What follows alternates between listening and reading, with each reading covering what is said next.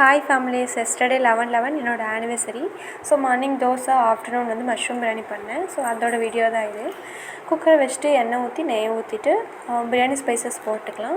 முந்திரி போடலாம், பட் நான் மறந்துட்டேன். ஸோ நீங்கள் போட்டுக்கோங்க. சோம்பு கொஞ்சம், ஆனியன் போட்டு நல்லா வதக்கணும். ஆனியன் கருவேப்பிலை போட்டு நல்லா வதக்கிட்டு அதுக்கப்புறம் வந்து தக்காளி போட்டுக்கலாம். தக்காளி போடுறதுக்கு முன்னாடி இஞ்சி பூண்டு பேஸ்ட் போடணும். இஞ்சி பூண்டு, ஒரு பச்சை மிளகா, கொஞ்சோண்டு கொத்தமல்லி புதினாவை போட்டு நான் அரைச்சி வச்சுருந்தேன். அதையும் போட்டு நல்லா வதக்கிட்டு பச்சை வாசம் போனதுக்கப்புறம் டொமேட்டோ போட்டு வதக்கிக்கலாம். இப்போ 2 வெங்காயம் எடுத்திங்கன்னா 2 தக்காளி போடுங்க. நான் அது மாதிரி தான் போட்டிருக்கேன். தக்காளி நல்லா சாஃப்ட் ஆகிற வரைக்கும் வதக்கணும். கொஞ்சம் மூடி போட்டு எடுத்தால் வந்து நல்லா தக்காளி சாஃப்ட் ஆகிடும். தண்ணி எதுவும் சேர்க்க வேணாம். கொஞ்சம் நேரம் மூடி போட்டு ஓப்பன் பண்ணி நல்லா கண்டியை வச்சு மிக்ஸ் பண்ணோம்னா தக்காளி நல்லா கொழன்னு ஆயிடும். அதுக்கப்புறம் வந்து நம்ம மஷ்ரூம் போட்டுட்டு நம்மளோட பவுடர்ஸ் எல்லாம் போட்டுக்கலாம்.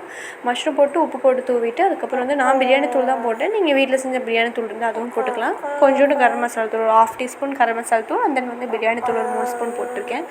நல்லா டேஸ்ட்டுக்கு ஏற்ற மாதிரி நீங்கள் வந்து எக்ஸ்டெண்ட் பண்ணிக்கலாம், கம்மியும் பண்ணிக்கலாம். கொஞ்ச நேரம் அதில் மசாலாலாம் போட்டு நல்லா வதக்கிட்டு கொத்தமல்லி புதினா போட்டு நல்லா வதக்கி விட்டுட்டு அதுக்கப்புறம் வந்து தயிர் ஆட் பண்ணணும். இந்த வீடியோவில் காமிக்கலாம். நீங்கள் தயிர் கண்டிப்பாக ஆட் பண்ணிக்கோங்க. டேஸ்ட் வந்து கொஞ்சம் நல்லாயிருக்கும். எல்லாத்தையும் ஊற்றிட்டு கொஞ்சம் நல்லா கிரேவி கன்சிஸ்டன்சி வர வரைக்கும் மூடி போட்டு நல்லா வதக்கி விடணும். அதுக்கப்புறம் தான் தண்ணி ஊற்றி கொதிக்க விடணும். நம்ம நல்லா வதக்கிடுச்சான்னு செக் பண்ணிவிட்டு அதுக்கப்புறம் வந்து பாஸ்மதி அரிசி வந்து ஒரு 30 மினிட்ஸ் ஊற வச்சிட்டிங்க அப்படின்னா ஒரு கப்புக்கு 1 கப் தண்ணி ஊற்றலாம். இல்லை ஒரு 15 மினிட்ஸ் தான் ஊறி இருக்குது, இல்லை 20 மினிட்ஸ் தான் ஊறி இருக்குன்னா ஒரு கப்புக்கு வந்து 1.5 கப்பு தண்ணி ஊற்றி நல்லா தண்ணி கொதிச்சதுக்கப்புறம் உப்பு ஒரு டைம் செக் பண்ணிட்டு கொஞ்சம் ஜாஸ்தியாக மாதிரி பார்த்துக்கோங்க. அப்போ தான் வந்து வெந்து வரும்போது உங்களுக்கு கரெக்டாக இருக்கும். நல்லா தண்ணி கொதிச்சதுக்கப்புறம் வந்து பாஸ்மதி அரிசி ஃபுல்லாக தண்ணி எல்லாம் ட்ரைன் பண்ணிவிட்டு அதுக்கப்புறம் வந்து நம்ம போடணும். நல்லா தண்ணியும் அரிசியும் வந்து நல்லா மிங்கிளாகிற வரைக்கும் வெயிட் பண்ணணும். ஹை ஃப்ளேமில் வைக்கணும், மறந்துடாதீங்க. ஹை ஃப்ளேமில் வச்சு அதுக்கப்புறம் அரிசியை போட்டு தண்ணியும் அரிசி நல்லா மிங்கிளாகிற வரைக்கும் வெயிட் பண்ணிவிட்டு அதுக்கப்புறம் நம்ம மூடி போடணும். இதுக்கு வந்து விசில் விடணும்னு அவசியம் இல்லை. நான் எப்போயும் விசில் விட்டு பண்ணதில்லை பிரியாணி. ஸோ நீங்கள் வந்து விசில் விடணுங்கிற மாதிரி பண்ணுற மாதிரி இருந்தால் வேறு மாதிரி பண்ணலாம். பட் இது வந்து விசில் விட தேவையில்லை. தண்ணி நல்லா கொதிக்கிற வரைக்கும் வெயிட் பண்ணிவிட்டு அரிசியை மட்டும் போட்டு நல்லா மிங்கிளாகிற வரைக்கும் வெயிட் பண்ணி மூடி போட்டு ஒரு 15 மினிட்ஸ் இல்லைனா 13 மினிட்ஸ் மட்டும் விட்டு ஆஃப் பண்ணிக்கலாம். இதுக்கு வந்து விசில் மேலே போடுமே தவிர விசில் வரணும்னு அவசியம் இல்லை.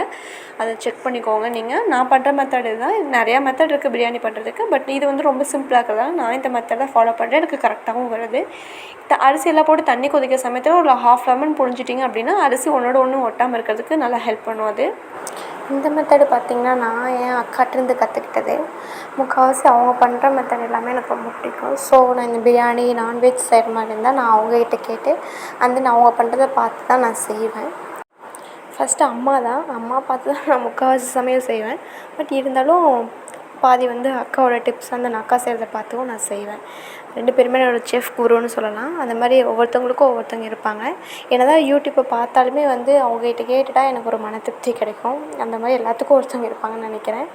ஓகே ஃபேமிலிஸ், இன்றைக்கி வீடியோ முடிஞ்சிச்சு. நெக்ஸ்ட் வீடியோவில் பார்க்கலாம். பாய் பாய், டேக் கேர்.